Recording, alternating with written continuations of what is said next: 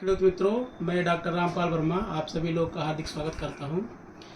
मैं आज बात करने वाला हूं कि अपने कपास, मूंगफली या मिर्ची या कोई भी पनपाक हो तो उसमें ग्रोथ के लिए यानी विकास के लिए सबसे अच्छा क्या रहने वाला है।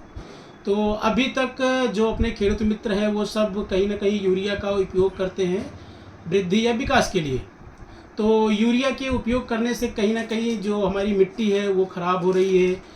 मिट्टी के अलावा हमारा जो जल है वो प्रदूषित हो रहा है। मिट्टी में क्लोराइड की मात्रा बढ़ रहा है यानी नमक की मात्रा बढ़ रहा है, जिससे कहीं ना कहीं हमारी जो मिट्टी है वो उसका पीएच मान बढ़ रहा है, क्षार हो रहा है। और यूरिया में जो नाइट्रोजन होता है वो एमाइड फॉर्म में होता है। तो पौधे को यूरिया की ज़रूरत नहीं है, पौधे को बेसिकली नाइट्रोजन की ज़रूरत है। तो मैं बात करने वाला हूँ कि नाइट्रोजन का बेस्ट सोर्स क्या हो सकता है और पौधे को यूरिया ना देके दूसरा ऐसा कौन सा नाइट्रोजन दे जिससे पौधे में ग्रोथ भी हो जाए, अपनी मिट्टी भी स्वस्थ रहे, पानी भी स्वच्छ रहे। तो कोरोमंडल का मैं ये प्रोडक्ट दिखाना चाहता हूँ 28-28-0 ग्रो मोर इंस्टा। अगर मैं इसकी खासियत की बात करूं तो इसमें 28% नाइट्रोजन आता है, 28% फास्फोरस आता है। ये 28:28 जो 1:1 का रेशियो है नाइट्रोजन और फास्फोरस का, ये किसी भी फसल के लिए, ग्रोथ के लिए, विकास के लिए बहुत ही अच्छा माना जाता है। मतलब समान रूप से आपका जड़ का विकास भी होता है और समान रूप से आपके तने का विकास होता है।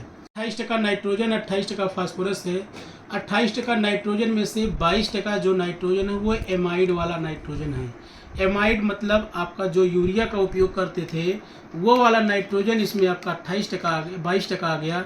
साथ में 6% आपका अमोनिकल वाला नाइट्रोजन आ गया। इससे क्या होता है, आप अगर इसका इस्तेमाल करते हैं तो आपको अलग से यूरिया का उपयोग नहीं करना पड़ेगा।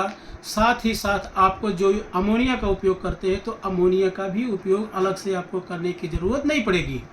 और साथ ही साथ इसमें 28% फास्फोरस होने की वजह से कहीं ना कहीं पौधे में एनर्जी भी आती है और एनर्जी आने की वजह से आपकी शाखाएं ज़्यादा निकलती हैं, फूल की संख्या ज़्यादा आती हैं और जड़ का विकास भी आपका अच्छा होता है।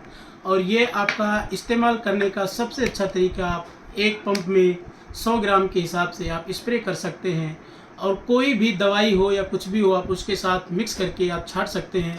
इससे फ़ायदा एक चीज़ और होगा कि आपका जो यूरिया अलग से आप छिड़काव करते या छींटते हैं वो आपको अलग से मेहनत करने की ज़रूरत नहीं पड़ेगी।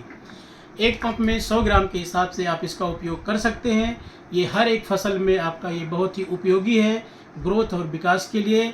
एक पंप में 100 ग्राम किसी भी दवाई के साथ, किसी भी पेस्टिसाइड, कोई भी दवाई के साथ आप इसको उपयोग कर सकते हैं। धन्यवाद।